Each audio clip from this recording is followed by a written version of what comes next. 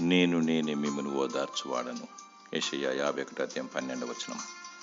ఆదరణ, శాంతి, సమాధానము, నెమ్మది మరియు ఓదార్పు లేక సతమతమవుతున్నావా? నీ దేవుడు ఒకని తల్లి వారిని ఆదరించున్నట్లు నేను మిమ్మల్ని ఆదరించునని సెలవిస్తున్నాడు. యెరూషలేములోని మీరు ఆదరించబడదరు. యెరూషలేము పరలోకానికి సాదృశ్యము.